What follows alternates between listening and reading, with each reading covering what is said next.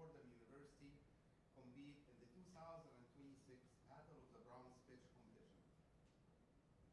I'm proud this evening, I'm joined by Grishma Shah, Associate Dean of the Omani School of Business, Helene Curley, Assistant Dean of the Omani School of Business, Milton Sussberg, the Director of the Fordham Foundry, Sean Johnson, the Associate Director of the Fordham Foundry, our panel of 4 judges, and 6 top teams from Manhattan and Fordham University.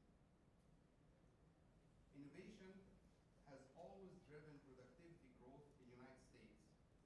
While investing in capital is important, long-term growth only happens when we improve technology, knowledge, and how organization operates.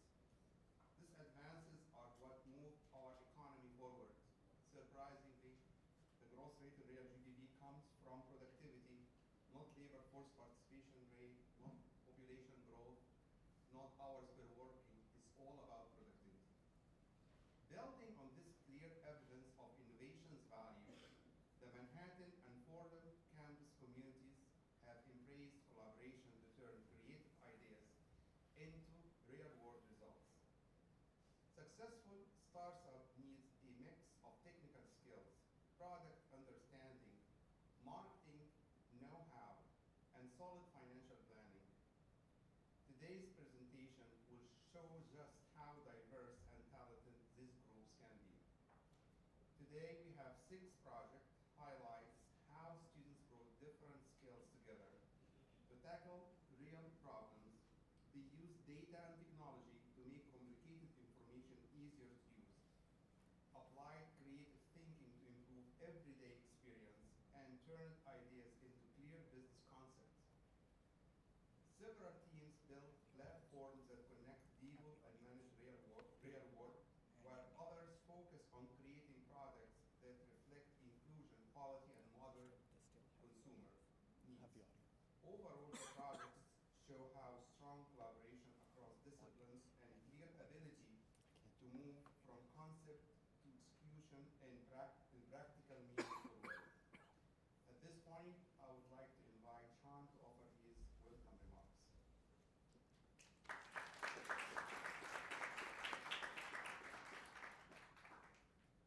Thank you, and good evening, everyone. I'm so pleased to be able to spend this time with you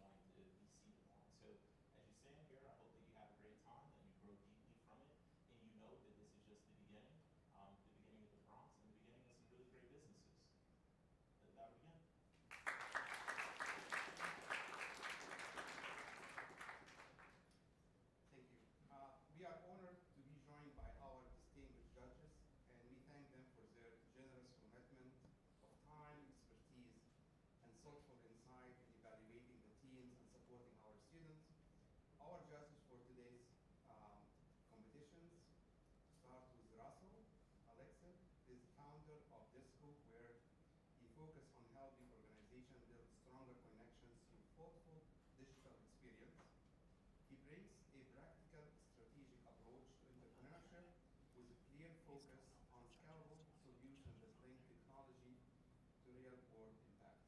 Thanks for coming.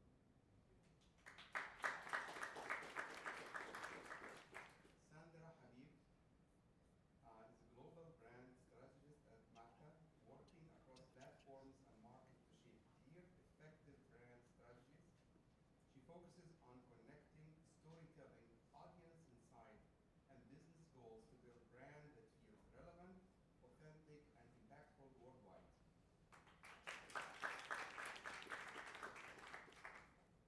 Sheila Bernstrova is the founder and the CEO of Nara Collective, a co-working and flex space in Jersey City designed to bring founders and team together in a more connected, community-driven way. Under her hands-on leadership, Nara quickly grew into a fully occupied hub known for its welcoming, relation-focused approach to work. Last but obviously not the least, Mike Kelly is Distinguished Manhattan University Honors and the Managing Director of Yellow Thread Venture, where he invests in early stage and growth companies. A committed entrepreneur and philanthropist, he has been a strong supporter of the university's entrepreneurship effort, including helping launch the Entrepreneur Center and advance the Innovation Challenge at the Oman School of Business.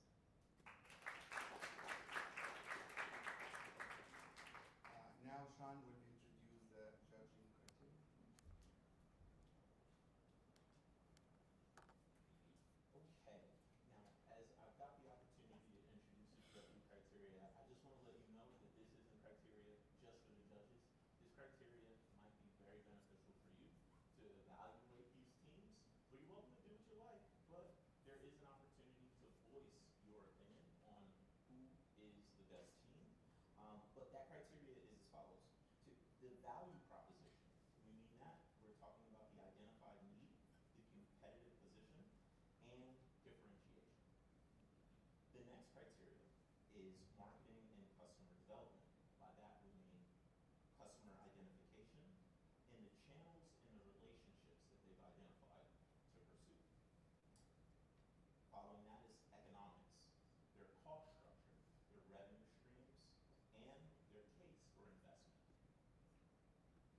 Next is organization and execution. Here we mean the team makeup and that team's ability to deliver. And finally, we've got presentation style and content.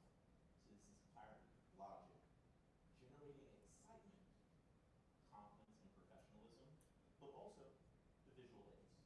So please hold on to that, but vote early, vote often.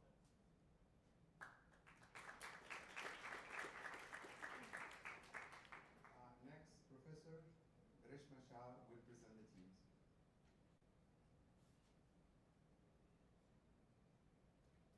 Thank you, Dean Gargis. Again, I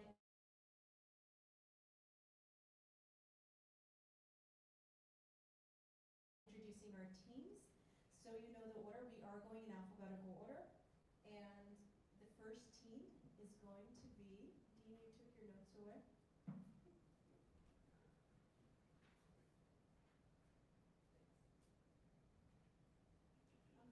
I'm going to give you the full order of the team so there's no anticipation. Its first team is going to be mural match. Second team is going to be read your lips.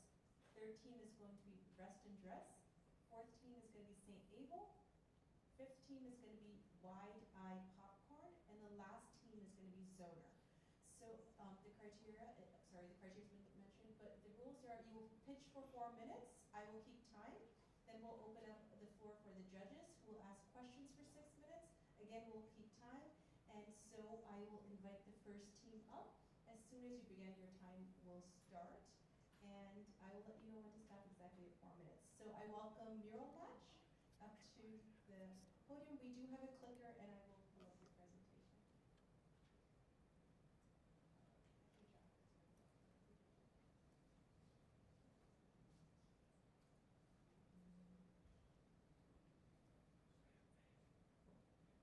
Good job.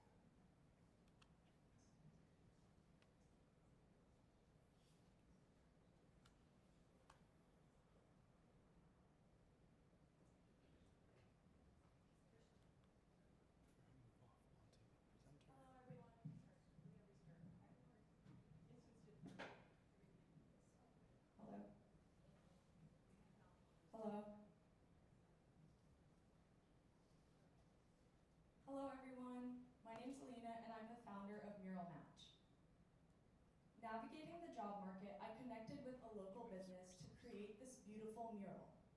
Later, I found out that I was severely lowballed.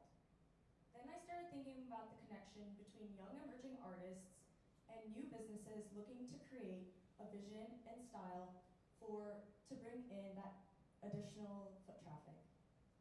After speaking to numerous local businesses and young artists, I found out that they did not know how to connect with each other and they didn't know what standard pricing looks like. This is where Mural Match comes in. Mural Match is a digital platform connecting these two together. In the field, there is Upwork. They focus on digital design. No in-person painting. So in this case, any artist looking here will be severely disappointed. Then there's Beautify Earth. They focus a big aspect on professional artists. They also only do street art. They are very expensive and they take a massive 30% commission from both the artist and the business. The best choice is Mural Match. Mural Match is affordable. We have young emerging artists and help their resumes grow, and we are vetting for our artists. Additionally, we offer a mentorship program. This is where we partner from artists from different nonprofits in order to help our artists understand how murals work and how to negotiate pricing. The Mural Match concept simplifies this overall connecting process and negotiating process. For the business side, they post a project brief. This includes wall size, budget, style. And then on the artist side, this is where they post a digital portfolio, including their style, whether that be graffiti or abstract. And then the business can choose from this artist pool. Mural Match also has in-app uses where we have progress photos and contract signing. When speaking to different businesses, they wanted one fixed price, no surprises. That's the Mural Match guarantee. We have no hourly rates, no surprises. That fixed fee covers both the artist and the design. We take a commission fee of 15 to 20% from the business, leaving the artist with 100% of their quoted fee. You can see on the left the table that describes the different complexity levels of styles and what fixed pricing would look like in that case. On the right, you can see our yearly revenue and what that would look like for our year 5. Mural Match is not only a business, it's a good business. We focus on using low volatile compounds in our paints and have different cleaning techniques in order to stay sustainable. For the first 6 to 12 months, Mural Match is looking to create 20 murals specifically focusing on franchising businesses. This is in order to create repeated solutions for artists to have more than one job. Right now, I'm in conversations with Honest Art Studios who are looking to open their 5th location. They are looking to support young artists looking for their face paint jobs. Additionally, doing mural walks in Bronx to start with and going out to different New York City boroughs. This will allow artists to showcase their art to different businesses and hopefully gain potential clients. Right now, I'm using social media to reach a lot of my interested and potential clients. Moving past the project-based costs of app and setup and reaching out, this is where most of my funds would go. Next time you walk into a business, I suggest you look at their walls. Maybe you'll see, okay, thank you. Maybe you'll see one mural with a mural, but you'll see 3 more that need one. This is where the digital platform will come in. Thank you. Thank you. Go ahead.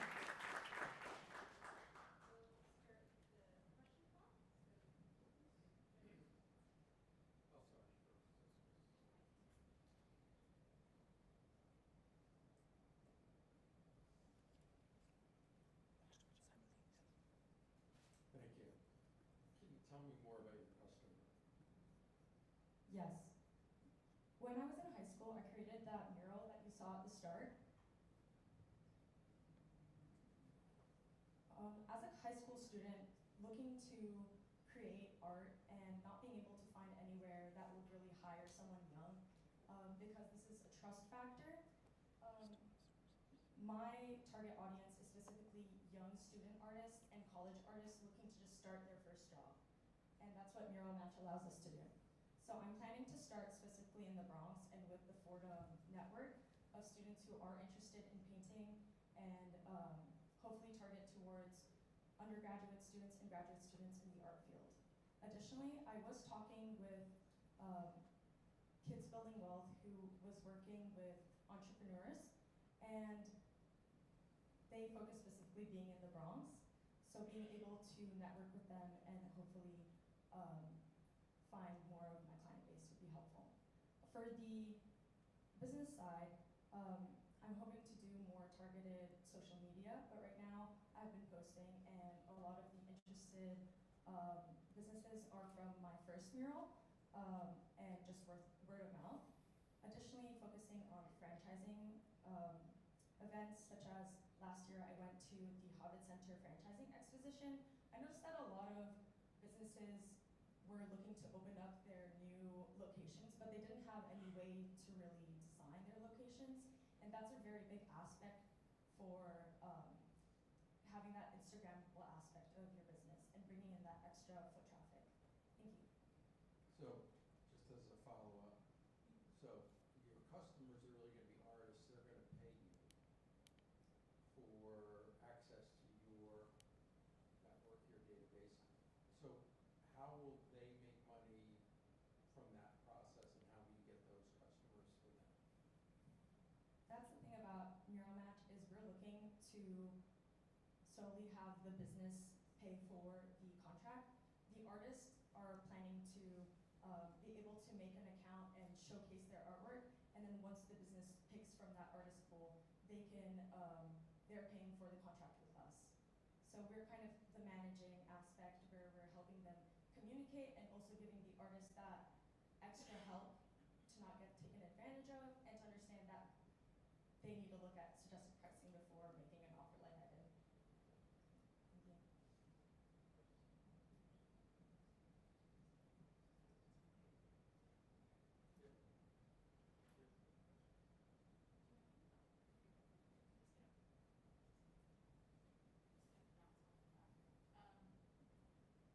Well done. I can tell you're really passionate about this. Thank you. One thing that I was wondering is that when you have a platform business where you have kind of like a buyer and a seller exchange, one thing that's important to always maintain is the stickiness. And so you mentioned that you're going to monetize by taking 15% from every contract, right? That's exchanged. Given that your customers are small, mid-sized businesses, and you have artists on there, they're likely, if they have a franchise, they're going to be doing more and more.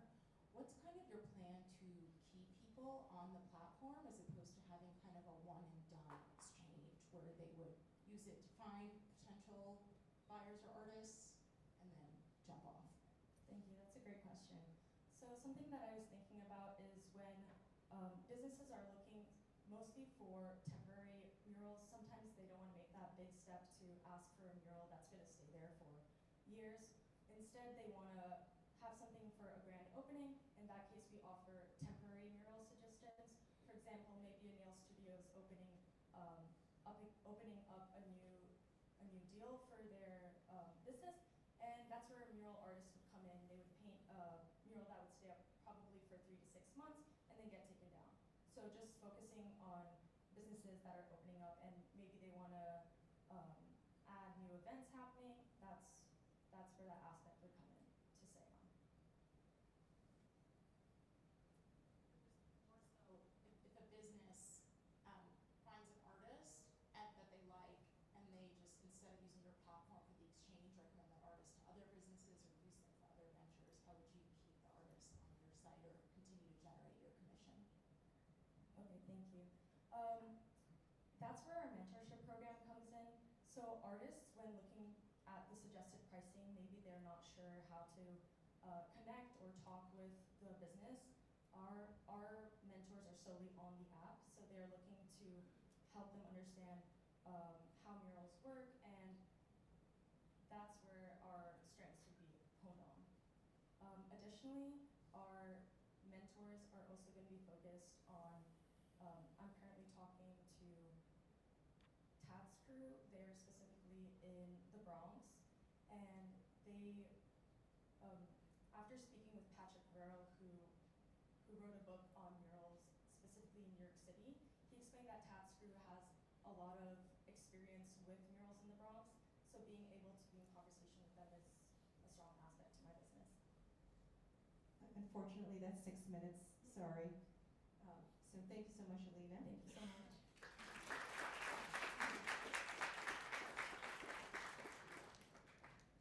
So our next team is Read Your Lips.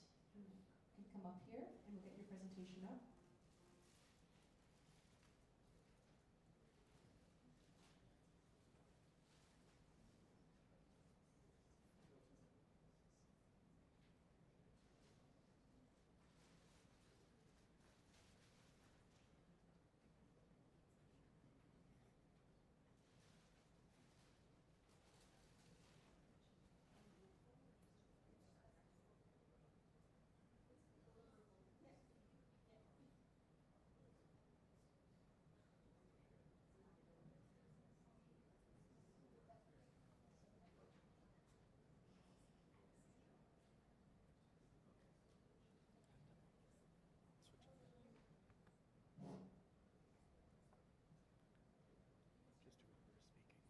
Good evening.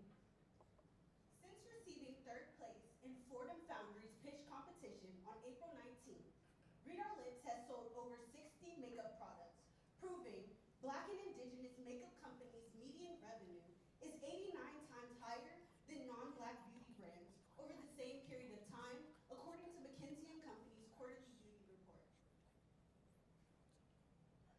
The same report shows that while spending $6.6 billion annually, Black consumers are still 3 times more likely to be dissatisfied with their beauty options. Addressing this inequity in beauty is a $2.6 billion opportunity that we are tackling. Read Our Lips is a cosmetic company bridging the gap between social justice issues and beauty. Our products are 100% vegan, they're cruelty-free, they're color matched and tweaked by our CEO on a range of complexions based on her experience as a makeup artist. But what really sets our product apart is our packaging. Each of our products has a cultural and historical fact about Black or Indigenous people's contribution to society. And we have created and have designed a prototype of an adjustable applicator that we believe will transform the market. The demand for Read Our Lips is not just growing, it's shouting. We have successfully converted organic social media traffic into a loyal customer base with very little paid ad spend. This means our customer acquisition cost is essentially zero.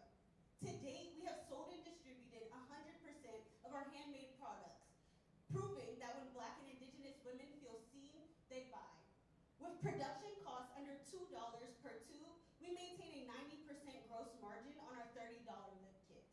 This massive operating leverage gives us the opportunity to continue to reinvest. And with your investment, we plan to obtain 5,000 conscious consumers. We're bringing our products to market through our digital storytelling. For example, our Wisdom Wednesday podcast explores social inequalities and media bias. And our community engagement is growing by 2,000 plus views, which is turning our audience into customers. We are doing this through our grassroots efforts, and that is enhanced through our network of brand ambassadors. Those brand ambassadors are not only promoting the product, but they're also earning commission on discount codes that they receive through everyone that they generate. Another revenue stream that we're exploring is how to license our applicators. Our demand is currently outstripping our growth. We're trying to move from 200 handmade products to 20,000 manufactured units with a structured growth plan. This plan includes advanced formula development, investing into our brand and influencer network, as well as investing in our podcast and production spaces. Be a part of the birth of giving the most underserved communities the shade, the voice, and the range that they deserve. Thank you. They can't hear it on the internet. They can't hear it on the internet, they're saying. There's comments.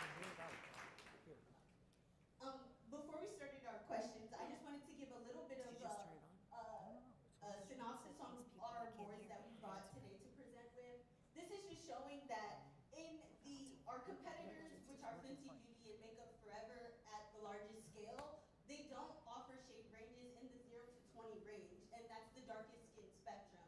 This is a problem that we're actively trying to target.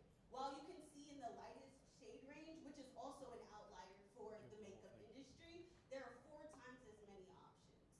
On this, it also shows similar statistics about how 11.1% of the beauty industry are BIPOC communities. I just want to be fairly mindful of the time, so that puts you at 4 minutes. I'm going to stop you. Okay, I'm going to start the question timer here, and we have 6 minutes.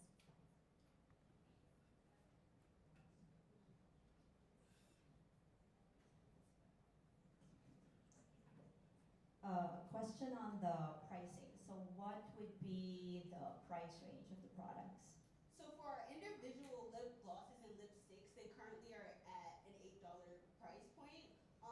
We are able to maintain, like I said, 80 to 90% of our margins with this as production rate or production cost for this currently is $2, and that's with us buying all of the product in hand making it. In terms of distribution, do you plan to go to retailers? Is it going to be an e-commerce business? How will the execution of the distribution going to be? So that's kind of like the sweet spot, and we're working our way up to that point. We've already researched vendors that are able to produce that for us. It just depends on the quantity. Some of them want you to order 200, or they may want you to order 5,000. So our goal, and it's also we want to have a vendor that's close to where we are, so that we're able to go into the location and know what exactly is happening with our product and with distribution. So we're working hard not to do that outside of the U.S. So right now we are we're investing in machines where we'll have that and distribute, and then the next step, as you see with our plan, is to then go to vendors. And just to follow up a little bit about where we're currently selling. So a big part of where we're selling currently is as a makeup artist, I have a big community of other makeup artists and influencers and other models that I work with that have actual QR codes and links that they're able to sell. So it is an e-commerce based selling platform currently. We also sell through Instagram and are hoping to move to other platforms like TikTok, where they have such a large space for beauty companies. But we're using Shopify right now.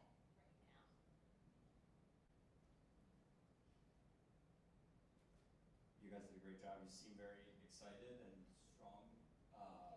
strong-minded about this idea, which is great. And you mentioned DTC, like direct to consumer, being, I guess, your primary channel.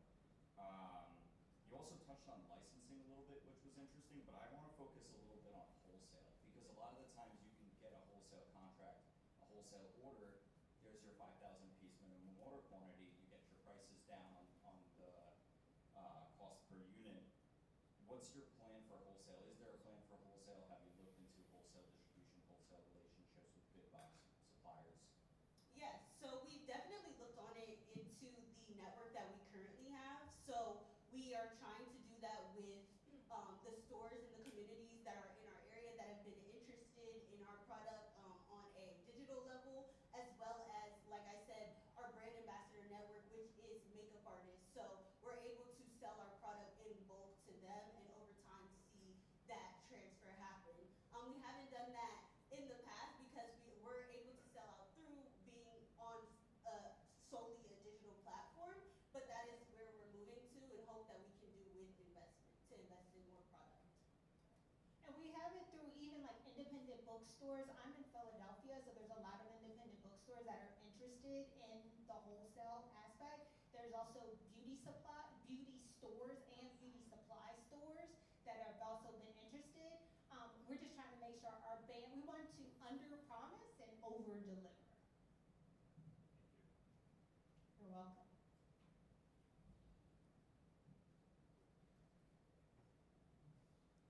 So at retail, breakage and theft are a big part of the problem. These are very portable items.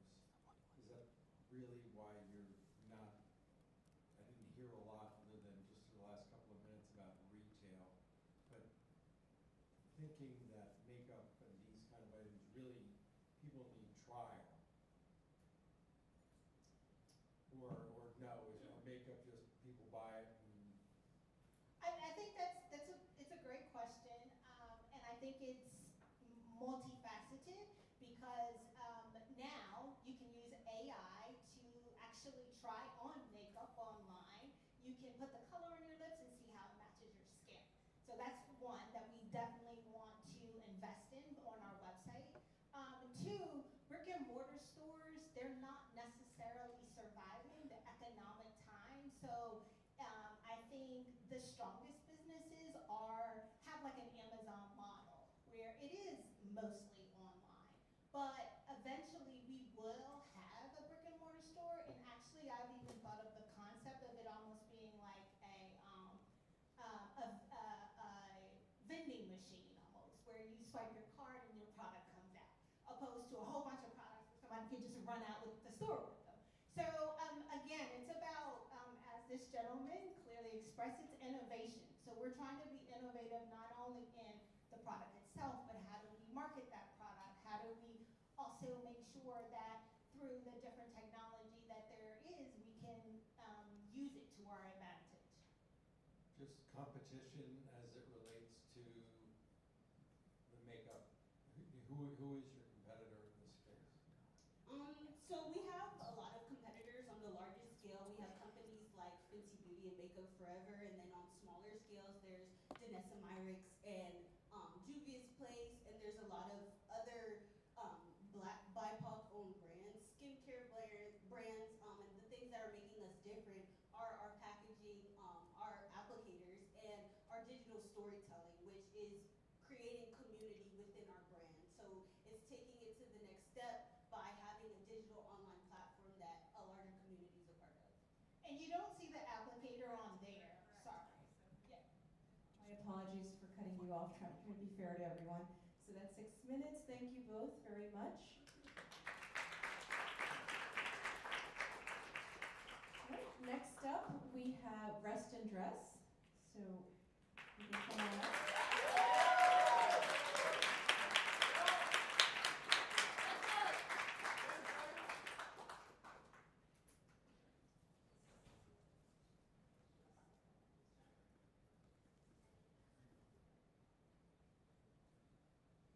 All right, go for it. Good afternoon, judges. Good afternoon, guests. Welcome, Fordham, to Manhattan University. My name is Anthony DeCastro, and I am the CEO of Rest and Dress. So, you may ask, what is Rest and Dress? Rest and Dress is an AI-powered closet that basically picks out outfits for you without you even having to think about it. You wake up in the morning, you touch on your digital screen, and you're like, wow, I have clothing to pick out for the day. Isn't that cool? So, our product mission, we do upload everything into our mobile app that we have on the App Store. You upload your photos of your wardrobes onto your applications, adding clothing, personal details such as your height, weight, size, and then Rest and Dress, our technology, will then pick out an outfit for you based on the weather and the occasion that you have for the day. You can try it on before you even dress it so that you don't have to have the hassle of wasting time, and you can save time, reduce stress, and always look your best. So, our products. We have our flagship product, which is our walk-in closet. It is our most expensive closet that starts at $15,000. We have our integrated closet, which is our best fit, and we also have our panel closet, which is our most affordable. Trust me, it won't. So, our target market. We usually target upper to middle class, tech-savvy consumers, working professionals, smart home enthusiasts, and even fashion-conscious buyers. So, what do they want? They want convenience, they want organization, and they want personalization. What does that mean? Convenience. You get dressed in under 5 minutes, that is convenient. You walk out the door, you're going into your job, going into school, really quick. Organization. Everything is in your wardrobe and everything is on the tip of your fingertip. And personalization, styling advice tailored to your body, style, and culture. So, our marketing plan. We position Rest and Dress as a premium product.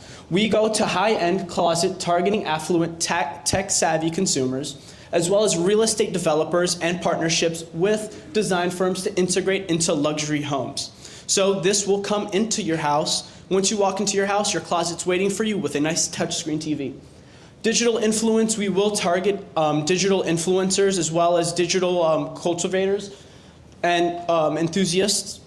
And we also would like to present to you the new showroom presence. So basically, we'll have our showcase in tech retail stores with live virtual try-on demos. So basically, this will save companies such as Amazon on having to reduce the amount of returns that they get. Basically, consumers will get to try on their clothes before even having to buy it and having to wear it just by taking a photo of yourself.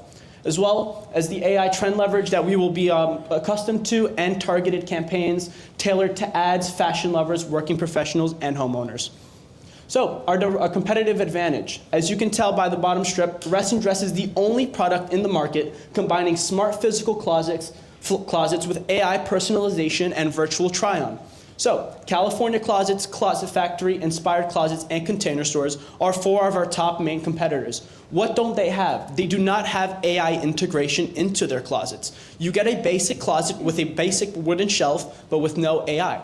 So, A Closet Index and Style Book, you may ask, what are they? They're basically just an app that basically puts on clothes for you, just like a Snapchat filter. Nothing impressive, nothing cool. IKEA, Crate & Barrel, West Elm, Home Depot, basic store. You go in, you look at a basic shelf, and you're like, cool, I like it. Not your typical type of closet. So, why do we stand out? 1, our AI knows you. Body measurement, style preference, profile, body preference, all in one place. 2, we're weather smart. Real-time outfit recommendations based on the current weather. 3, we're fully AI integrated, physical closet. You have a digital brain. Why use your own if you don't have to before work? And 4, luxury by design. That's time, Anthony. Yep. Okay, so this is Rest and Dress app. We will be available on the App Store, Android, Google Play, and we will also be with the Alexa.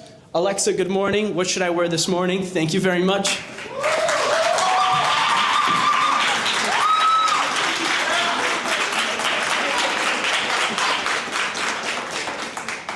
All right, judges, I'll start the clock here. Go ahead.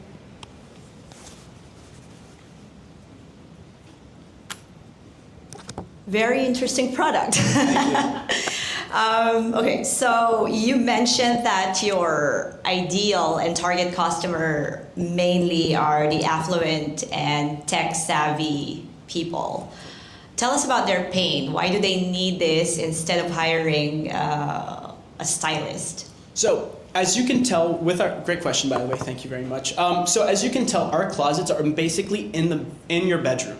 So if you wake up in the morning, you don't want someone telling you what to wear. I don't want someone walking into my room 6 o'clock in the morning. Hey, you have to get up for work. This is what you have to wear. So you walk up to your screen, you tap on your digital screen, and an outfit would be picked out for you already. So as a tech-savvy individual, loving technology the way you are on your day-to-day basis, you walk up to your screen, you tap on the screen, and there it is. You're closed for the day.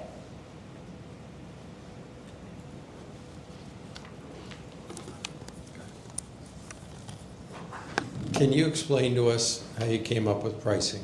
Sure, great question. So with our main competitors, such as California Closets, Closet Factory, Inspired Closets, and Container Store, if you look at their basic premium closets, none of them fall under a $6,000 range mark, and that's just including a wooden shelf. With Rest and Dress, you will be getting both a shelf, a high-end class shelf, not just shelf, with glass panels, as well as wardrobes, and you will also get your AI integration as well. So our target comes in with both AI integration with the technology and the mobile app, and as well as the production and the placement of the closet. So they already have a brand name, your competitors. Correct. They already have installers. Correct.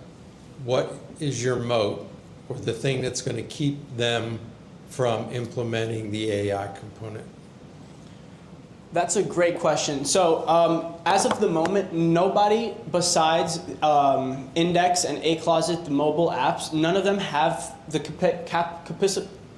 capability to input a digital screen on their closets. Everything is everything is dug into their wall. Our closets kind of stand out outside of the wall, so it's like with our digital screen is up front. That's the first thing you want to see. The first thing you want to see is the digital screen because that's the one thing that we stand out on. What the rest of our competitors don't have is the screen, and so as you walk into your closet, none of them are going to be able to have the space with the models that they have currently to integrate the screen into their closets. One more. Man, I wish this existed. It would save me a lot of time in my life. So I hope this comes to fruition. That being said, one of the things that's really hard often with new technology is eliciting a consumer behavior change. And what you're asking for is a lot of upfront labor. I have to take a picture, I have to inventory my closet, I have to upload it, and then I have to figure out how to navigate this screen. How are you planning on addressing that behavior change or kind of creating some kind of bridge so customers don't feel the weight of having to manually do all of this? That's a great question. So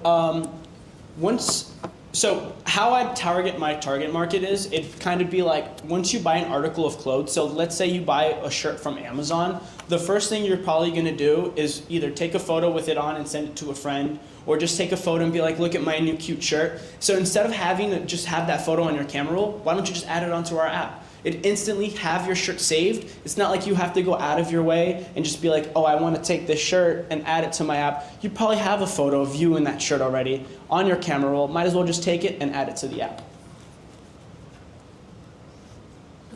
Saving time, reducing stress.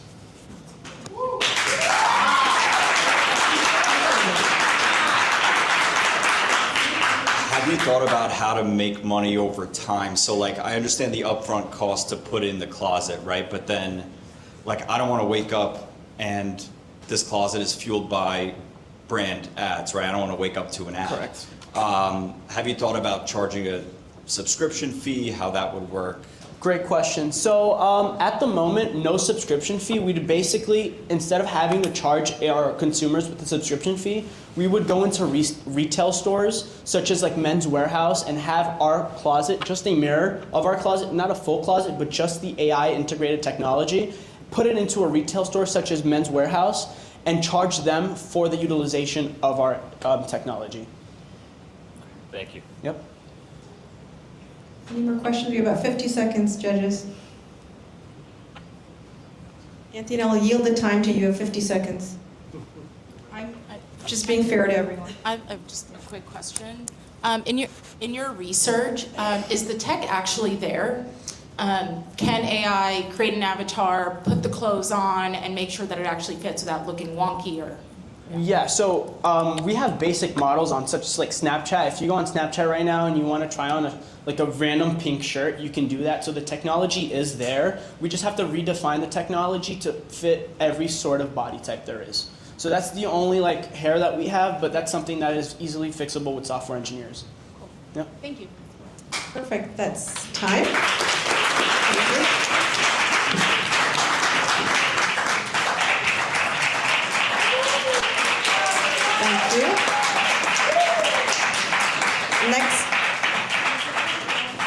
Next up, we have St. Abel. I will ask you guys to come up. We'll pull up your presentation.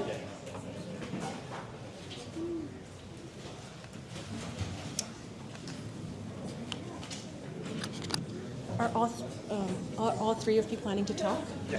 Okay, hold on. I can get you one of these and you just return it to the judges. Okay. Yeah. All right, thank you. Appreciate it. Okay.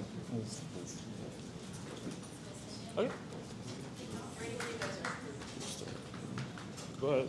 All right. Hello everybody, my name is Fabian. I'm the founder of St. Abel. Hello everyone, I'm Jay. I'm Rob. So, St. Abel was based on my father giving me all his clothes as I was growing up. You know, I was a kid, I'd see him leave, I'd go to work, and I would just watch him, and part of it was just growing up, he'd call me over and hand me over some of his clothes, and it was a very special moment. So that's really where it came from, the idea of inheritance, something that you have to appreciate, and something that's meant to last and be worn over time. So that's really where it all stems from. These right here are some designs that I've been working on, the mock-ups, and we're just here to keep producing it and just keeping it going forward. So I want to talk about what our brand is focusing on, and it's really two things. It's quality and identity. And what's really important with any fashion brand is that you're telling a story and that it is, in some facet, a representation of the identity that you want to show to the world. And then also we want quality. The problem is that what we're looking at in the current market is we have fast fashion, which breaks apart easily. It's not meant to be passed down to other people. You're going to get a hole in it after 7 wears maybe, right? And also, for consumers who are looking for that higher quality garment, they're gonna have to go into luxury. And a lot of people, especially younger people, are completely priced out. So this is some of the experience that we have on the team. Lotus Magazine, which is the fashion show here on campus. We have, Jay was a model for them. Fabian's done fashion shows. So we have experience with that. And also the Cannes Film Festival. We had a model there who did the runway show. Fabian designed the suit on a week notice, a custom bespoke suit. So to kind of continue on to the story, when you pass down clothes, I mean, I'll give an example. The tie that I'm wearing right now, my grandfather gave it to me. It's a very common experience, and it's a positive experience. You know, you're carrying something forward, a legacy from your parents, from your uncle, your brother maybe. And I think that's kind of something that everybody's experienced. And it's something that we want to share with others. And when I go clothing shopping now and I feel the quality and I feel what the clothes feel on my body, it's not something that I'd want to pass down. And it's not something, quite frankly, that I think would last long enough to pass down to anyone.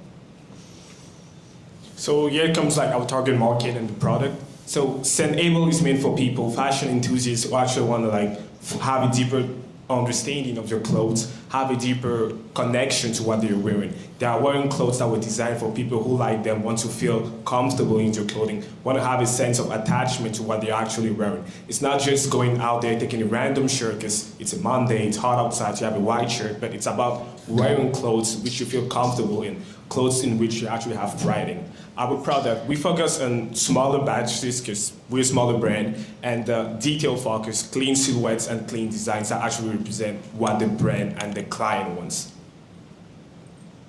This is our launch time. So we plan, starting June, having a couple products launch around smaller fashion shows in the Bronx. We will have a couple stores who accepted to showcase our products around campus.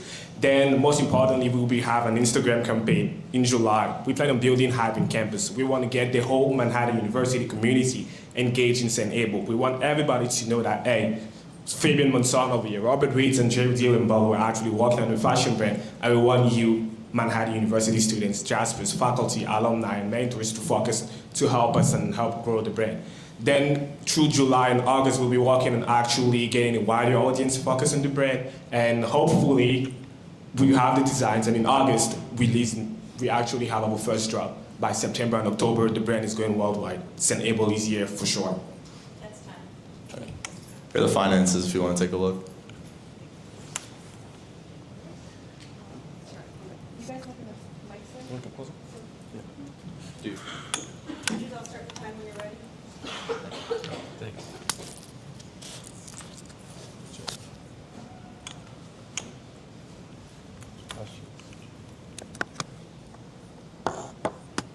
I guess you didn't get a chance to discuss the finances, so I'll give you a chance here. Can you tell me a little bit more about the product costs, especially clothing, and what does personalization mean on this side?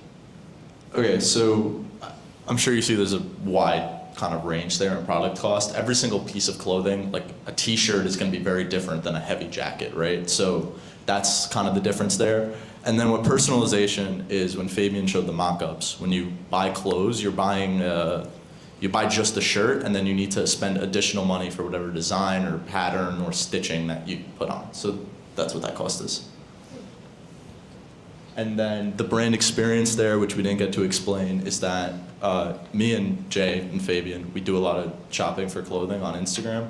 And something that we thought was nice and gave a good customer experience was there would be customizable packaging. There would be a pin maybe in the package. There would be stickers, stuff like that that kind of builds brand loyalty.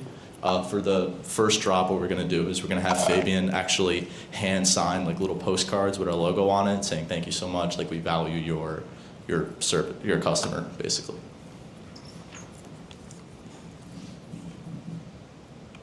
fashion, so this is wonderful. Okay, quick question for you guys. It's really important in fashion to have a unique point of view, and storytelling, like you mentioned, is really interesting and important.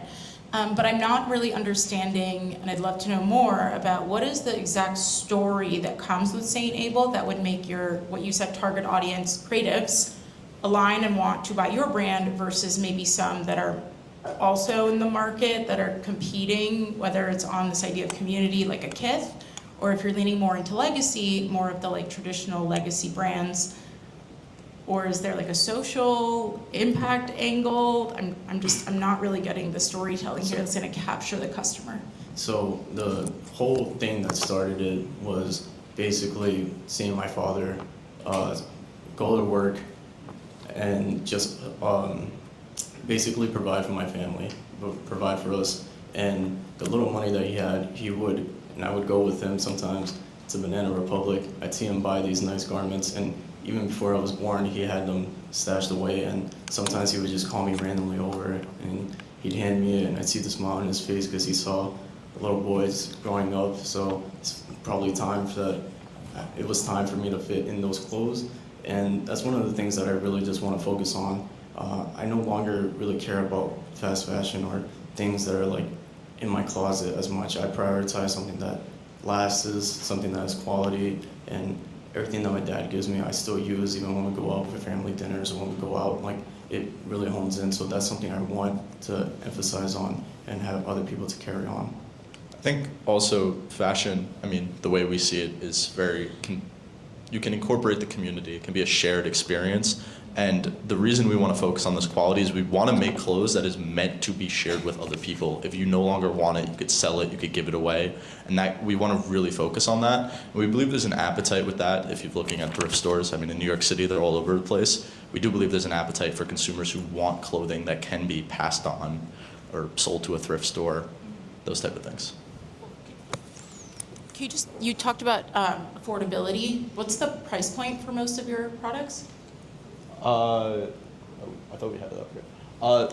Generally speaking, we would want to keep the price range. It depends on the product, but we're trying to keep the price range under $60 for a garment. If it's a heavier jacket, we'd have to go to $100.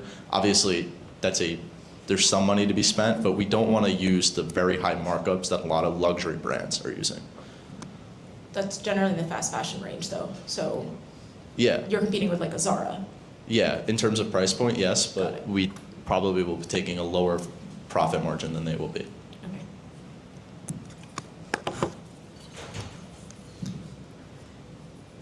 What would be your, let's say, your unfair advantage compared to your competitors that you are looking into or up against in the market? I mean, fashion is a very, very competitive market, and I don't think we're not going to go by economies of scale, right? We're not going to be like a Nike where we're selling to millions of people. And so I think what we can talk about as an unfair advantage is we are going to be on the ground going to events I grew up in Brooklyn. There's lots of fashion events, these like niche. Is that time? No. Oh. There's lots of niche fashion events in Brooklyn, and we're going to actually be going up and speaking to people, selling our clothing, selling our brand. And so that kind of personalized experience is not something that larger companies can do, and that would be an advantage that we have. Really communicating the story face-to-face to other people.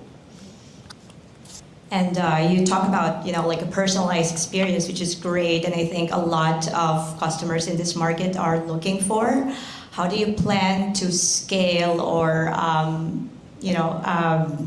replicate the same model to other cities outside of New York? So that obviously, it's going to be difficult to go face-to-face cities outside of New York. The current focus is really just within New York City. I mean, if you take a brand like Kith, for example, they started purely as a New York City brand. A lot of these skate brands started in one city and really kind of started to embody that city. So the focus right now is only on New York. However, with our brand experience you will be getting personalized notes from Fabian. You will be getting personalized notes from Fabian, stickers, that kind of stuff to give a little bit of that experience to other people. Thank you. Thank you, St. Abel. Thank you, guys. Okay, you can use the judges have one. All right, next up, we have Wide Eye Popcorn. There you go. Here's your clicker, here's your mic. And as soon as you start, I'll start your timer. Hello.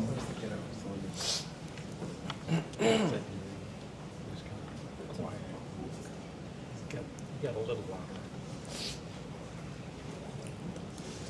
Hello everyone, I am John Russack and I am the founder of Wide Eye, the first ever caffeinated volume snack.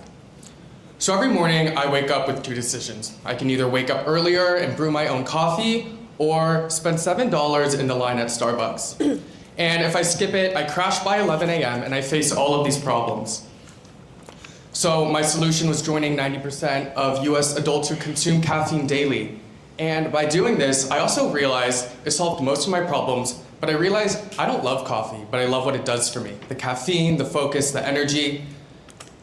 So I thought, why does caffeine really only come in a cup? So my solution is the first ever caffeinated volume snack. Wide Eye Popcorn has as much caffeine as a cup of coffee, which is 60 milligrams. We're completely zero sugar, and we're seed oil free. We have flavors people actually want to try, and we have sustainable packaging, and we're high in fiber. Fiber plays a big role in caffeine consumption. It slows down caffeine absorption for smoother energy, promotes gut health, and promotes longer satiety. Some additional benefits are that it doesn't stain your teeth like coffee does. There's no crash, and the additive of L-theanine promotes calm focus. And I know what you're thinking, well, John, how do you add caffeine into popcorn? Well, through caffeine anhydrous, which is caffeine in pure crystalline form, we're able to dissolve this and coat the popcorn with the flavoring, think almost like kettle corn. When looking at our target market, we're looking at someone like Alex. Alex is 20 years old, he's a finance major, he's in school, he's got internship applications and late night study sessions. He hits the gym at 6 a.m. every morning. He has caffeine every day, but he's not committed to one form. Some days it's coffee, a matcha, or an energy drink or bar. He's short on time and snacks constantly. Wide Eye fits into that lifestyle. We're targeting young consumers entering consistent caffeine usage when habits are still forming. When looking at our competitors, right now there are healthy popcorn brands on the market and there are small energy bites and bars, but nothing combines the two to create a caffeine integrated volume snack. When looking at distribution channels, we're going to be starting at boutique specialty grocers like Pop-Up Grocer and Happier Grocer in New York City. These brands focus on curated emerging brands and better-for-you products. Once we have a credible sales history, we'll move to larger retailers and gas stations like Target and Whole Foods. New York City bodegas are also a huge source for brand discovery and drivers of trend. As well as TikTok Shop and our online website is another way to reach customers. When looking at pricing, we charge $8.49 a box, and with 5 servings per box, that's $1.69 per serving, which is a lot cheaper than your Starbucks cup of coffee. When looking at our gross profit per unit for online sales with a cost of goods sold of $2, we're at $6.49 for online, and with an MSRP of $8.49 for in-store, we're looking at $3.49 for in-store purchases. When looking at our lifetime value per customer, let's say a loyal customer buys 2 boxes a week. That's 104 boxes per year and just short of $400 per year. When looking at our 5 and 10-year growth, this grows exponentially. My favorite go-to market strategy is, as a college student, we go to finals week and we go to campuses and hand out free samples. This is when stress levels are high and caffeine consumption is also high. If we can get this next generation of caffeine users in a habit, we can build off that. Our expected startup costs range from $35,000 to $40,000, with mostly coming from manufacturing and marketing costs.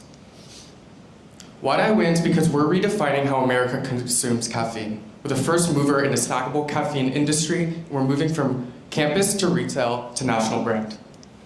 Thank you so much.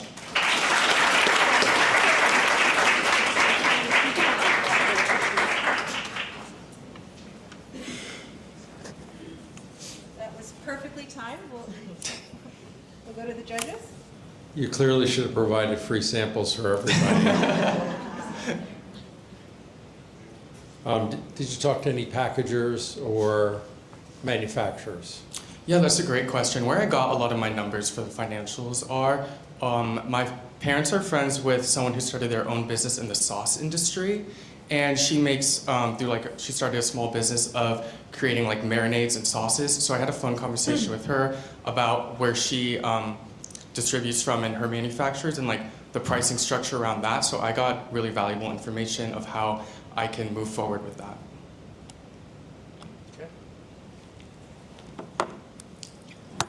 I work with a ton of CPG like every day. It's like our target market, so I know a ton of people in it. And one of the things, and I guess what I don't really understand about CPG is how you reach the consumer. So you seem to have a very good understanding of who your customer is. But how do you reach Alex? Is Alex going to the grocery store and shopping every day for groceries, and is that where he's finding it? Because I'm also thinking about when I was a student at Fordham, I didn't go grocery shopping.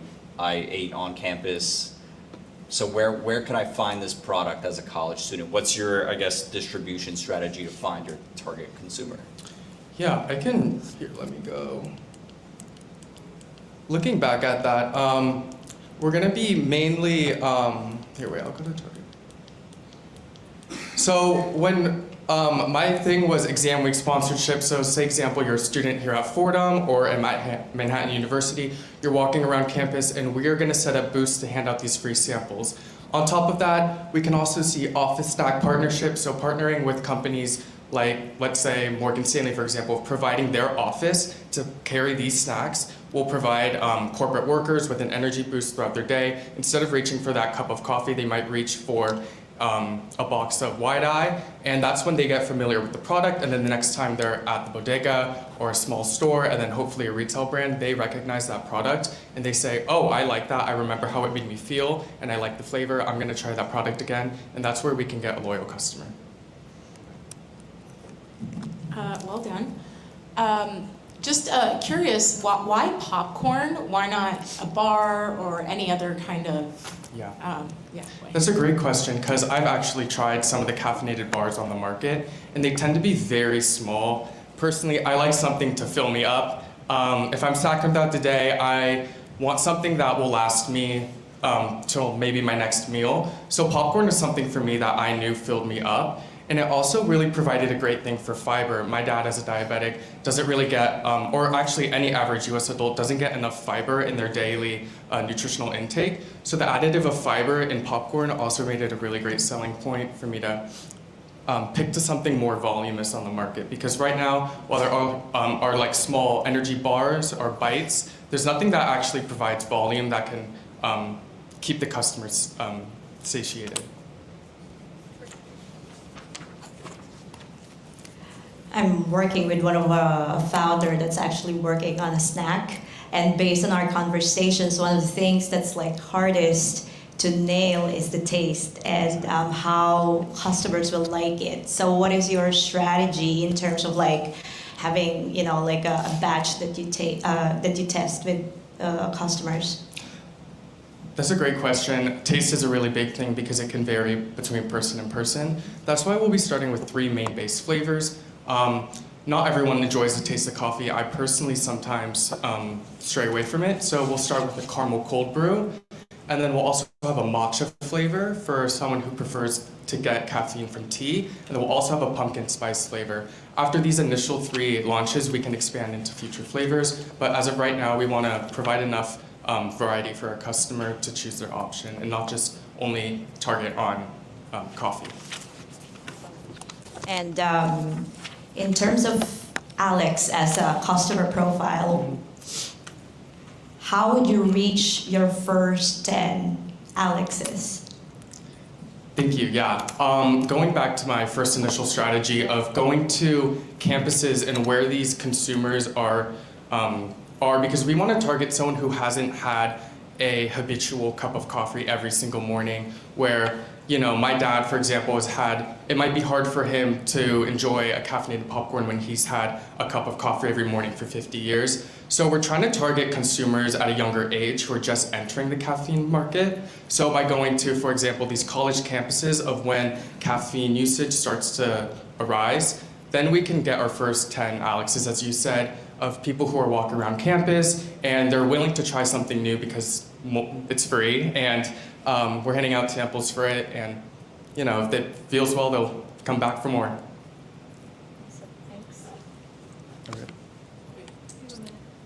Can you talk a little bit more about your competitors and any kind of caffeine edibles in the space and why this is unique? Yeah, so right down here on the bottom right are the Verb energy bars that I've personally tried. I'd say they're about the size of like 3 thumbs, so not very big. Didn't fill me up great. And on top of that, their packaging wasn't sustainable. It was not a sugar-free product. White Eye uses monk fruit sweetener instead of sugars to really help reduce a blood sugar spike and as well as keep it pretty healthy and low calorie. Once again, as my dad is a diabetic, I try and be more focused and keep that in mind when creating things like this because I know a lot of Americans are trying to be more health conscious. That's time. Thank you so much.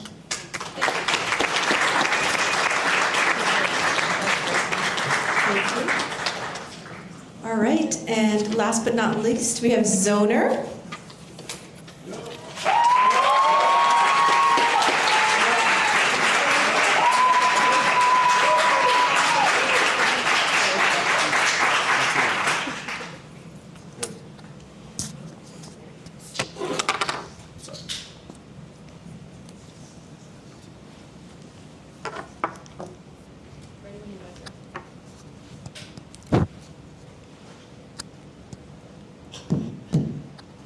All right, good afternoon, everybody. Today we are presenting Zoner, a real estate intelligence platform meant to help home buyers and property developers learn where to live. My name is David Kima. My name is Ashley Okanunke. I'm the CEO. I am the COO. And the rest of our team cannot join us today, but we do have a new hire in the crowd, Theodore, that's our new data engineer. So today we're going to take you through the problem, the solution, and the path to scale. Does anybody remember the 2008 housing crisis? Me either, but I know some of you guys do. So first-time home buyers experienced a lot of foreclosures, and then a lot of wrong developments were happening in the wrong zone. So Zoner is created to make sure that never happens again. Developers spend a lot of time on manual research, and listing platforms prioritize inventory and budget. What's the first thing that you guys look for when you're buying a house? Safety. Some people say safety, some people say schools. But you know who doesn't do that? Zillow, Redfin, LandLogic, CoStar, Apartments.com. It goes on, the list goes on. But Zoner is the one platform that actually takes that into consideration. Your safety.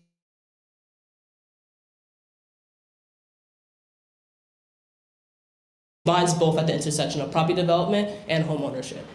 So we track upcoming infrastructure projects. We do growth modeling for 3, 5, 10 years on a return on investment. And most importantly, for home buyers, we rank priorities. Me and David both have siblings that have special needs. So our family dynamic may be unique to you. Everybody look to your lefts. Your family dynamic may be unique to the person next to you, and the same goes on. But Zoner, for example, for us, me and David will rank accessibility or school ratings that have special education programs in close proximity to us. You guys might rank transit access if you don't have a car. What about if you want to rank nightlife? Maybe you like going to the club. What about walkability? What about walkability, clean water, parks, etc.? That's where Zoner comes into play because they're helping you find your zone. And this is the total addressable market for Zoner. Right now, about $44 billion is put into property development technology. So we're going to tap into that market, hopefully trying to garner 5% of the over $100,000 active property developers that are currently in the market right now in the United States, which would allow us to gain about $14 million in revenue based off the total addressable market, which is also going to go up to about $104 billion within the next 8 years by 2034. And this is our strategy for revenue. Right now, we're going to make home buyers that are using our platform, we're going to allow them to use it for completely free. This is a method that Amazon kind of synonymously did with low pricing. Somebody mentioned that before, I believe one of the ladies with the lipsticks. Amazon was able to garner a large amount of the market by doing this. And for our actual revenue, we're going to charge developers and enterprise entities a larger amount, as you can see there. And most of our product cost is going to come from product development as well as data sourcing. A lot of our costs are already fixed, being that it is a software, it is an online platform. So once we add more people, it will not cost us any additional money. this is some of the things that we've been doing. We've been walking the streets of the Bronx, asking people what they would prefer to see when they're trying to purchase a home, because our consumers are the people that matter the most to us. We value them, so we're gonna take their word into account. We've been doing a lot of surveys, and we've been able to take that and translate it into a lot of pitch competitions that we've been able to win, and we've also been able to get into a Web Summit startup program in Portugal because of our efforts to put our consumers first. We are pre-seed and we are capital raising to continue our vision, which is the future of real estate. Where you build matters, where you live matters, and where you buy matters even more. Wait, that's a nice idea. Growth doesn't happen everywhere, it happens in the right zone. So we're gonna leave you with our motto, what is your zone? And we hope that one day we're able to answer that for everybody in this room. Thank you.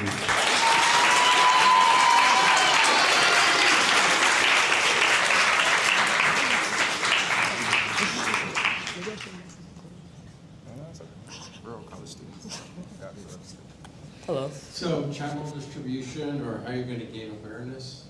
So we're thinking about like doing monetization. So we're doing like websites, ads. We're also looking to hire with the new funding that we just got, a marketing and PR person to also walk us through about how to do like more, like ads, billboards, doing a bunch of like also home buyer interviews. Yeah, we're also going to be partnering with people that do loans, people that do real estate agencies, personal contractors, investors, people that have a say in the housing market, not only here in the Bronx, but throughout the United States as we continue to expand.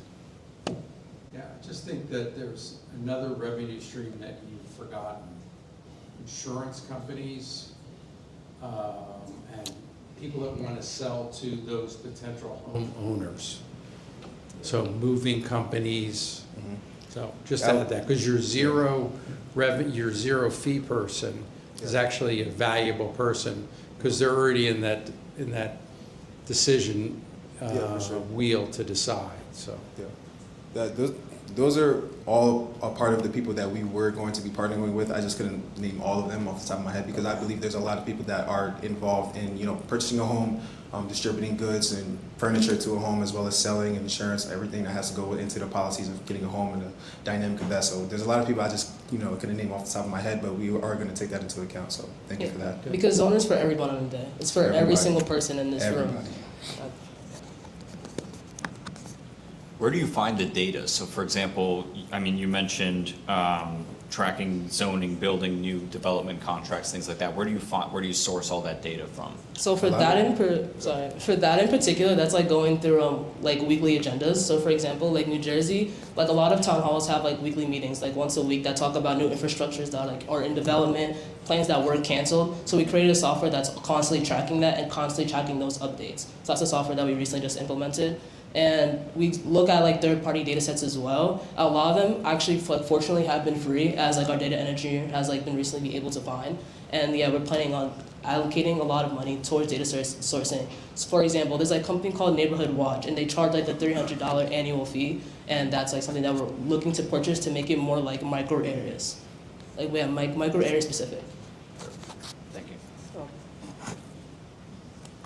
Question: the monthly subscription of around $200 to $500 for developers, how does that compare versus what Zillow or CoStar is currently charging? I love this quote. You want me to? You can expand. That's really a market average, $200 to $500. That's usually what companies charge. But at the same time, if they're coming to us, they're coming to Zoner, we're going to be giving them a lot more value for their dollar as opposed to Zillow. Zillow does not offer those insights. It doesn't allow you to rank those insights that you may need for whatever you're trying to buy, whatever you're trying to develop. Go ahead. We're filling that industry gap. Where else do you know the platform where you can rank your priorities? What if you don't have a car? Again, transit access, affordability, accessibility, etc. Those are all things that you're able to rank. And additionally, I actually had a meeting with CoStar's regional manager a couple weeks ago after I met at a real estate event. And she was telling me about how their annual prices for like mid-sized developers are between like $5,000 to $10,000. And I heard for like smaller people it's also between like $2,000 to, was it $5,000 that she said? Yeah, no, $2,000 to $4,000 for those smaller. We're coming in at $200 to $500. And then we have fixed costs. We're at a low, like we're at a high profit range right now because of that. Yeah. And she gave me that insight because, yeah, I met her and she was very nice.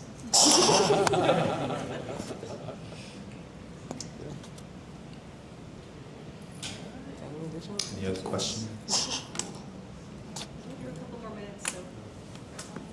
I know your target market was like home buyers and developers, right? Have you thought about what other data and metrics you can track with your tools? For example, so my girlfriend lives in Jersey City.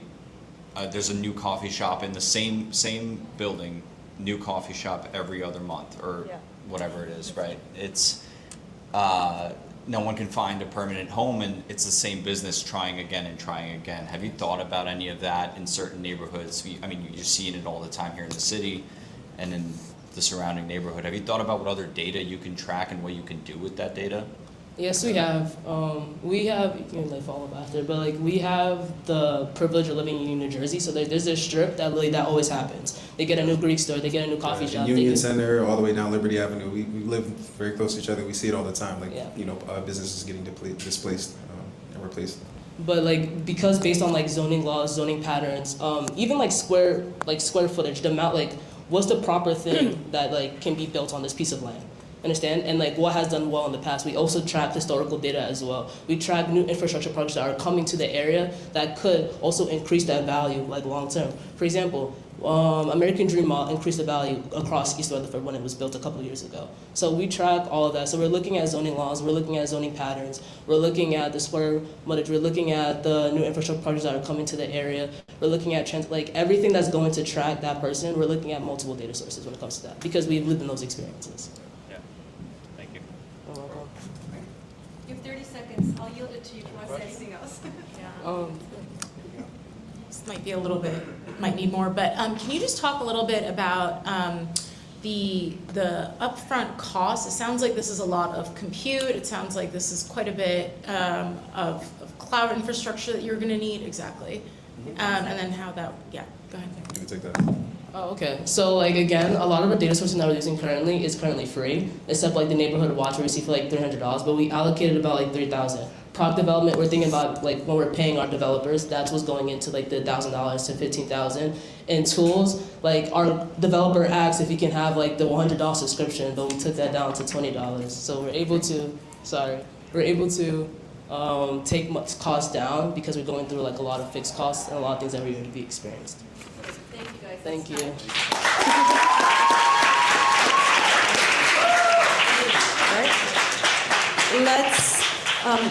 Let's give a big round of applause to all of our teams while our judges deliberate. So, audience, hang out. Our teams meet us by our photo area back there. We're going to enter you while the judges find a room to deliberate in, and Professor Farrell will help you find a room to deliberate in. And so teams meet us back there. Rest of the audience, hang out for a little while.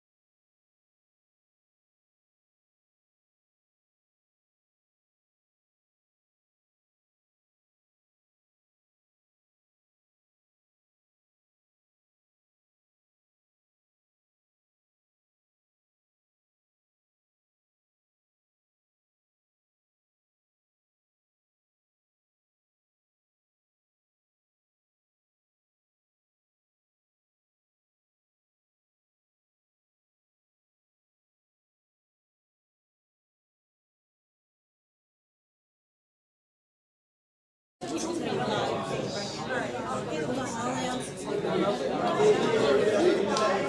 right. I don't know if there's a... All right. Thank you everyone for joining us for the Battle of the Bronx. While the judges deliberate, we are going to ask our entrepreneurs some questions. So I have Anthony here.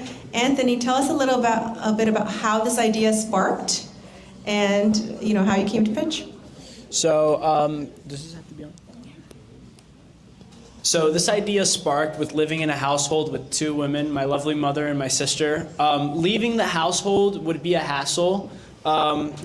They would put on an article of clothing. They didn't like what they wore. They wanted to change it back and forth. And so we would always be late for events. And so I thought of the idea because of my mom and my sister always being late to events. I was like, let me find something easier and more convenient for them. And so I thought of them while I was thinking of this product, and that's what made me come into light. Great. Is there anything you tweaked between the Innovation Challenge here at Manhattan University to the Battle of the Bronx? There is, yes. So one thing I tweaked, Judge Mike Kelly, I believe his name, sparked a great idea in me. And one thing he told me was to sell not just a closet, but sell the technology to companies. And so I took that idea and I thought of it deliberately, and it honestly would save multi-million-dollar corporations a lot of money just by rate of return. And so just a rate of return of article of clothing just by trying it on before having to sell it to a consumer would save them a bunch of money. Great. Thank you, Anthony from Rest and Dress. I'm going to ask one of our other entrepreneurs to come up. Thank you. Alina, do you want to come up here? Great job. Thanks, you too. Fantastic job. I know you told us a little bit of backstory about your business, but can you just tell everyone on the live stream just how you came up with your idea and why you're passionate about it? Yes, so Mural Match was inspired when in high school I created a mural for a local business looking to start artist classes, so they just wanted that extra addition so that children can feel like they were interested and parents wanted to come to this business and really try it out. So that's where it kind of started, and Mural Match is a digital platform. The idea is it's connecting young students, whether they are high schoolers or college students, with new businesses who are looking for that additional foot traffic and mural aspect. Awesome. Okay, can you tell us a little bit about your pitch process? What was challenging? What was the most fun? I know it's super tough to get all those ideas in 3 or 4 minutes. Yes, definitely. I think with your help specifically, I really appreciate it. The Foundry is amazing at Fordham. I got a lot of help with Milton and also with Sean, so they were a great support. Just being able to even talk to a lot of entrepreneurs who are also going through the same process was great. And yeah, I think the whole process was definitely a great experience because I got to learn a lot for myself, and I didn't think about those aspects that you really need for a pitch. Yeah, you're right. The 3 minutes is always the difficult part. You did an awesome job. Thanks, Alina. Thank you so much. And I will pass it off to the next team. Thank you. Next, we have St. Abel here. We have Robert. We have JUDLJ. And Fabian. Fabian. Okay. Fabian, we know this is your real baby, so tell us what inspired this idea and how you decided to pitch at the Innovation Challenge originally. So the idea really just stemmed from growing up as a child, watching my father work hard and sort of just passing down clothes to me on random occasions, whether it be my birthday, Christmas, or it's a random Tuesday, to call me out. And can you reframe the second question, please? I'm going to ask you another one. I'm actually going to ask you guys, what was the hardest part about pitching? I think the hardest part about pitching is when you're going into a pitch, you have the story in your mind and you have the ideas that you want to get across, and you want to be able to tell that story in a concise 4-minute period that we had here. And I think that's the hardest part pretty much about anything, is telling people what your story is and why you should invest and believe in us. Great. And is there anything we tweaked between the last pitch and this pitch based on judges? I think we did a little more preparation in terms of the questions. We kind of had a better idea of what questions would be asked and how they would be asked and how we should answer them. Okay, great. Thank you so much, St. Abel. We're going to bring up another Fordham team up here.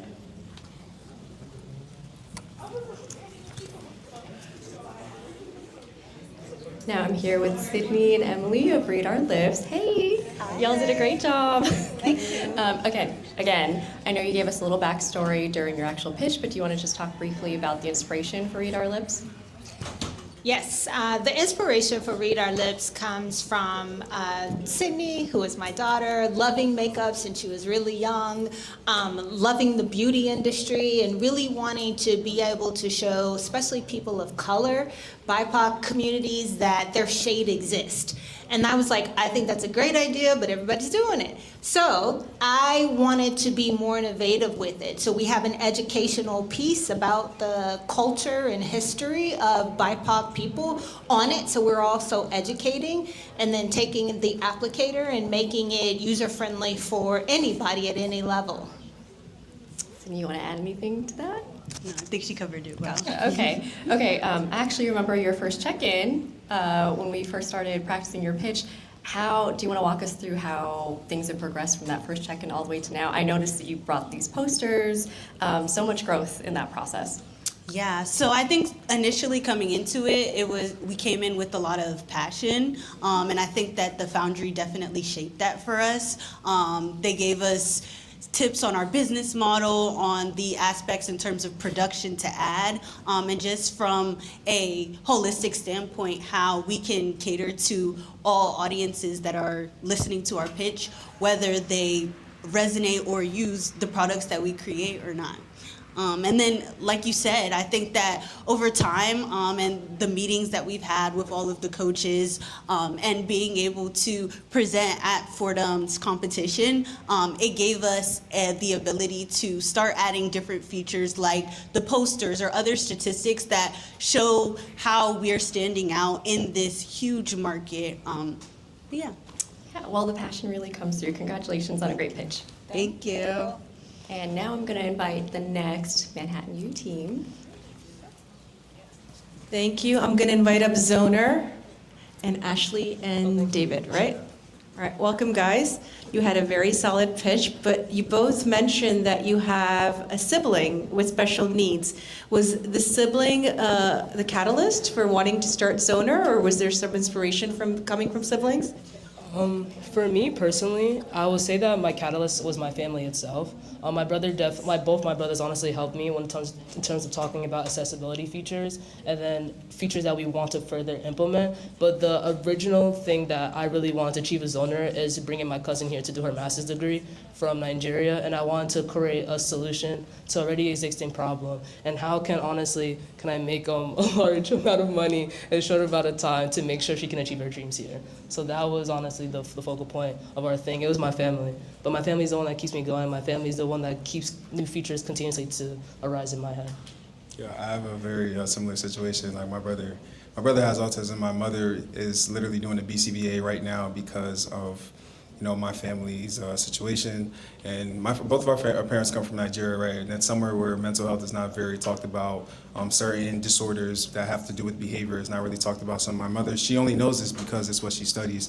And New Jersey is honestly one of the best places to live in the United States for children with autism in terms of going to school, in terms of accessibility, in terms of picking people up, dropping people off, opportunities to different jobs, different programs that help you assimilate into society properly. So having Zoner to be able to kind of visualize that and bring that to life is kind of another motivating factor for me, as well as being able to help people out with a large amount of income, hopefully in the near future. Being able to sponsor my friends, sponsor my families to come to America, sponsor them to go to school, sponsor them to achieve their dreams and invest in whatever they feel as though is fulfilling to them in their life. So that's kind of why I participate and collaborate with Ashley and Zoner.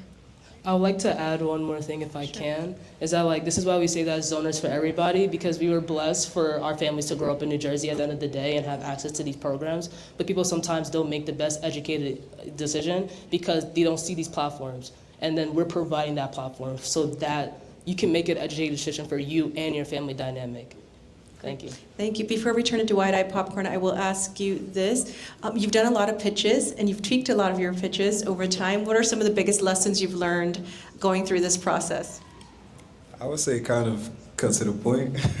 Our presentations get shorter and shorter as time goes on, as we've been invited to pitch and present to different competitions. So being straight to the point and definitely having a reasoning to back anything that we say. For example, us knowing why we differentiated ourselves from Zillow, because that's always a question that we get. Zillow is probably one of the biggest platforms for purchasing a house.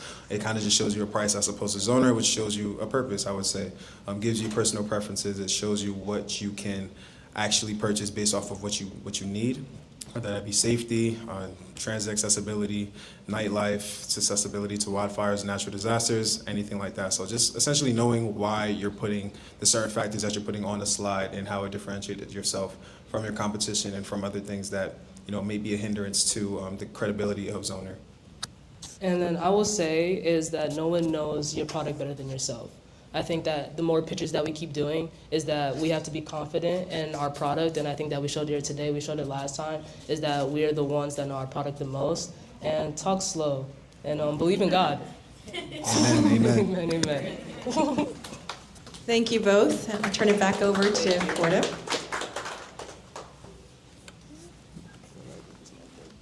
John, you want to come up here? I'm so sorry. Hi, Jenny. Okay. Hi, John. Great job. Thank you. We loved your story, your backstory Thank you. about how you started Wide Eye. I guess I'm going to phrase this question a little differently because I know you've had this idea for a long time. Can you talk about what gave you the confidence to finally pursue it as a business? Yeah, so I think what gave me the confidence was my experience at the Fordham Foundry. I've talked. You didn't tell him to say that. I've talked to some really great minds about how to actually start something and how to make something tangible, and I've gained great knowledge from a lot of different perspectives in the entrepreneurship field. So I think my experience at the Fordham Foundry has really gave me the confidence to actually make this venture and pursue it into something that, is tangible.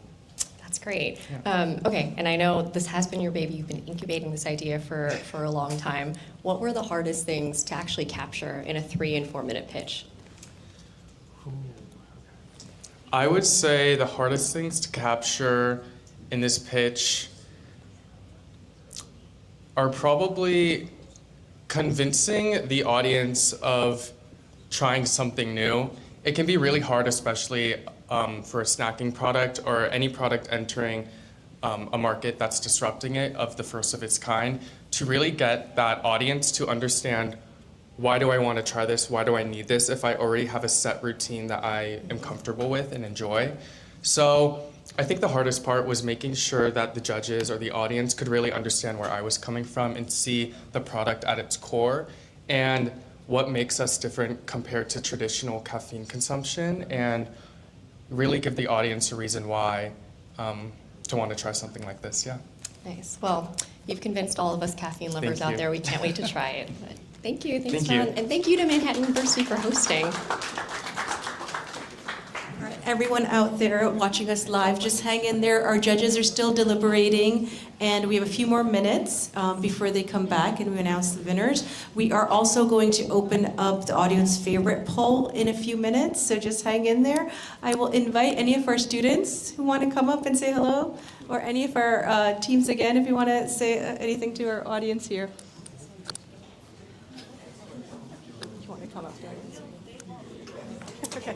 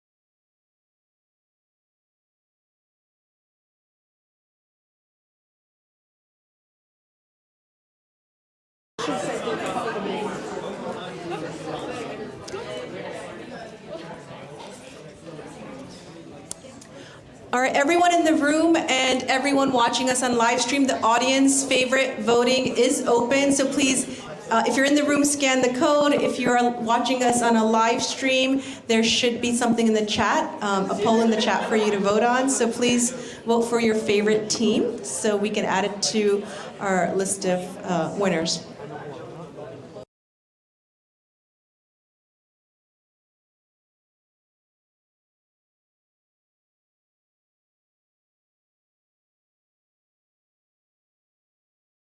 We're going to talk to some Manhattan University students. Please introduce yourself and tell us what you're studying here at Manhattan. Hi, my name is Kara. Oh, sorry. Hi, my name is Kara. I'm a senior finance and global business major. Great, Kara. And tell us what your favorite part about being at the O'Malley School of Business and Manhattan University is.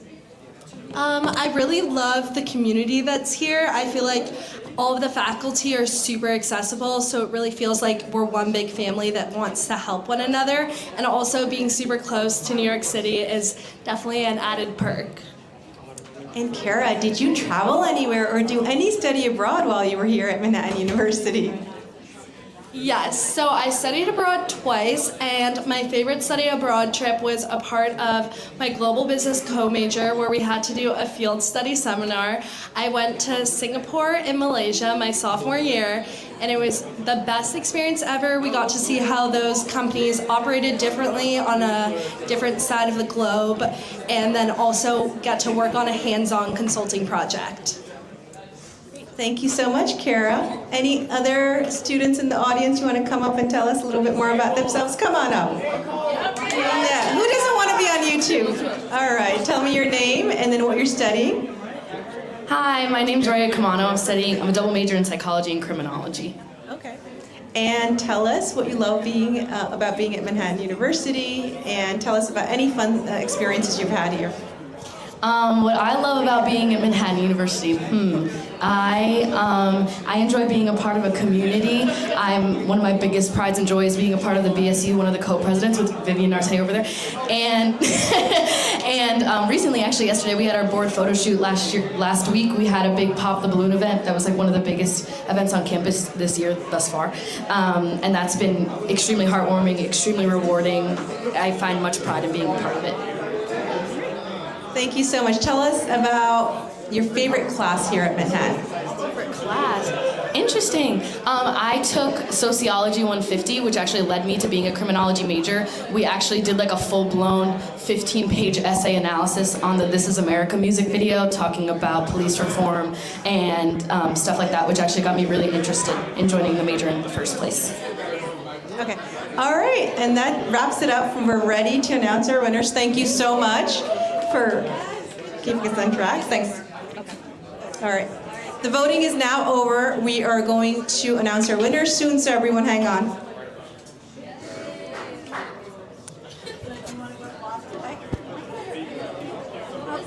Are we still killing time though?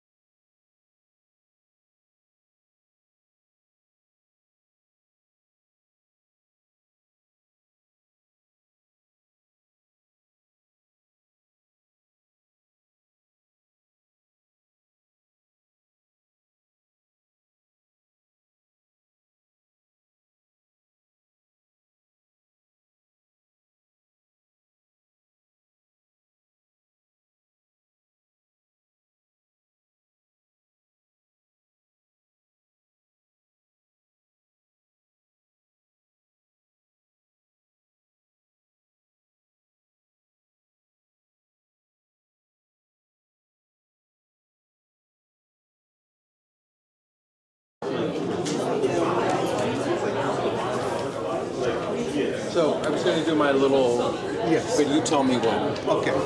You know which team you are presenting? Yeah, we're going to, I'm not going to do one of them. She told me what to do. I have to ask. Okay. So I'm not going to do anything. Well, I wasn't thinking. I thought you should do the intro. And Yeah, the yeah, rest yeah. of them should do our outro. So we'll go to you first. Before you announce any results, let Mike talk. The mic is down there. Actually. You're going to do first.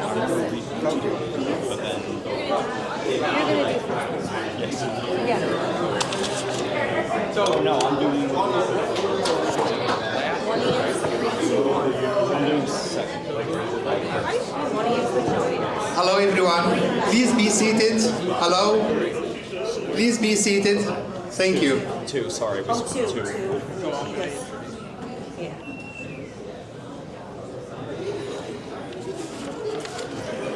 Mike, say his words first. Thank you.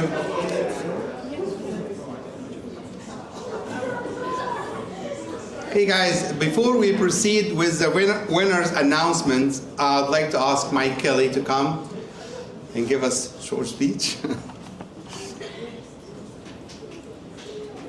Good evening. I just want to say a couple of little fun facts. The average age of an entrepreneur in the United States is 38 years old. It's a little bit of a myth, the Mark Zuckerberg model. So just because you don't win today, or just because this product doesn't work for you, or the next product, I tell you to keep trying and keep trying and keep failing forward, because you may end up in the middle of a company someplace, head of marketing, and you meet a customer who has a need, and you say, how am I going to do this? I have a mortgage, I have 3 kids. How am I going to do that? And that's where most entrepreneurs fall. So please don't get discouraged if this product or your next product doesn't work. So, and then I'm going to introduce Sandra, and Sandra's going to come up and give us our third. No, Hanny's going to do the Hanny's going to do next, okay. Okay, here comes Audience the favorite first. winner's announcement. The audience favorite, Zoner.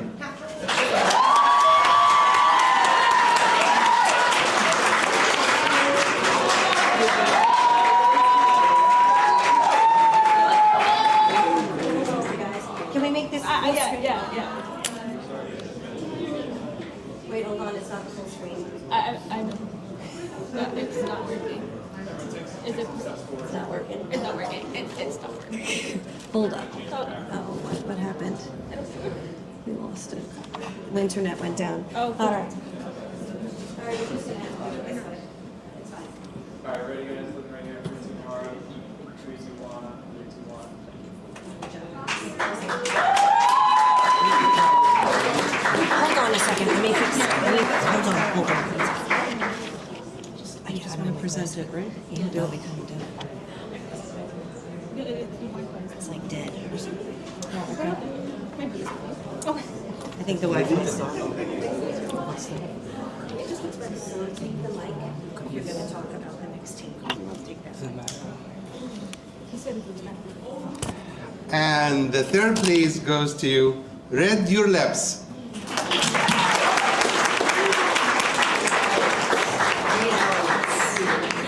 Read our lips. Read our lips.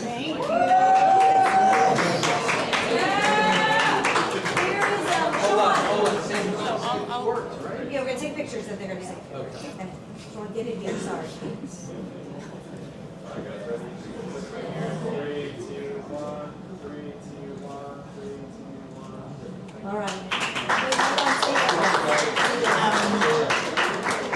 Yeah, well done, ladies. A couple of comments from the judges on why we thought you guys had a wonderful presentation and believe that you have much more runway to go with. First and foremost, it's really difficult to go niche and find that space, and you guys went super niche and micro niche, which is a great opportunity to be a big fish in a small pond, and that is the right way to think today as markets continue to bifurcate and fragment. You demonstrated a strong need, did one of the hardest things, which is ultimately start a distribution model, which is the most difficult thing today to get people to buy your product and have an influencer strategy in place. We also thought that there was a lot of growth and vision, and we hope to continue to see more growth. And we believe there's a lot of runway. So congratulations to both of you. We want to see more. Where we thought there was a little bit of improvement, we can talk about after. But for now, congratulations.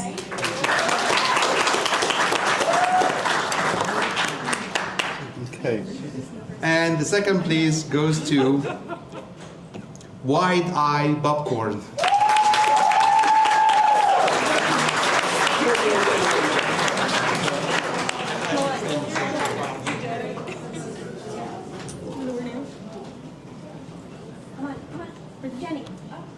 Fordham, come on, come on, you're holding up there.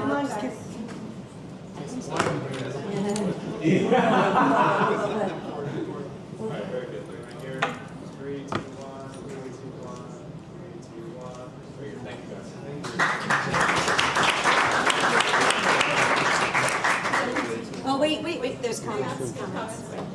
Yeah, you had an amazing presentation. You're dressed very well. I think you have a good voice, and you find a way to speak that kind of grabs everyone's attention, which is really great. You also have a really strong why, we thought, and who you're targeting. Obviously, as a coffee addict, I love coffee, and I can't really relate, but you seem to understand and be able to speak on not loving a cup of coffee every day or not having the time for it. You understand who your customer is, which is great.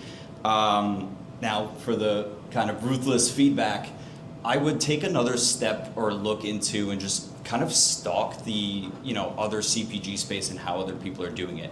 It's a ruthless fist fight for shelf space, and it's not as easy as it might seem from like an outsider looking in.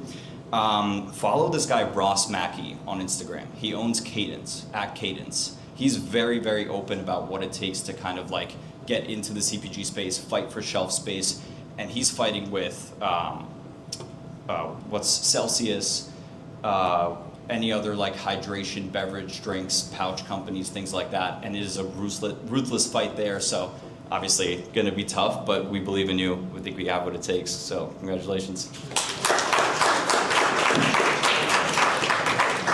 And today's winner is Zoner.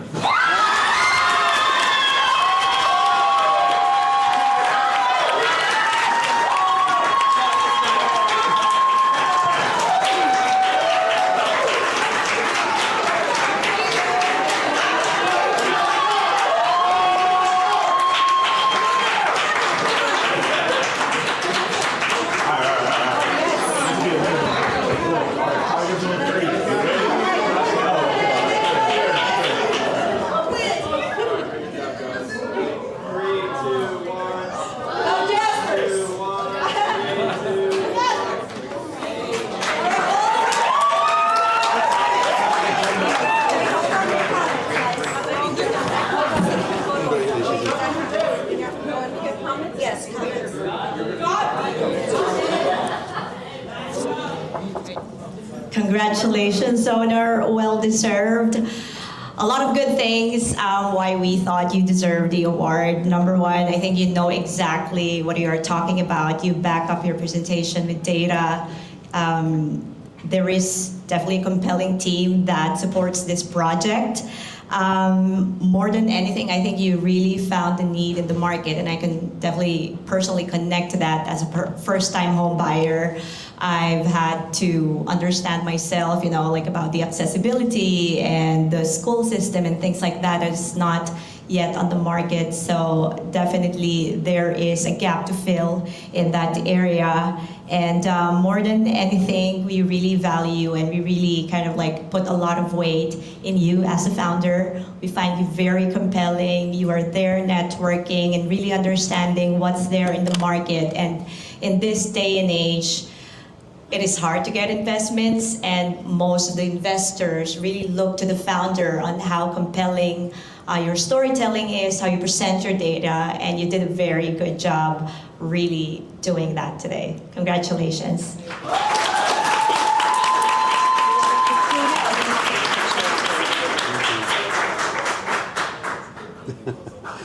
Okay. I would like to thank Professor Saeed Kazmi and his team for the great job. Congratulations to all of our winner participants and our guests from Fordham University. Thank you, and we are looking forward to seeing you again next year. Can you guys come for pictures? All the winners up for a picture. I want to have this up. And if you participate in the Oh, same, you're coming up next. Winners up first. Okay, now. Try to get the thing up. Do we have no internet? Start from beginning. Please do this. It would look so much prettier. Yeah, put it right there. Start from. There we Yay! go. Good band. Yeah, good. Yay! That looks so much prettier. Who's missing?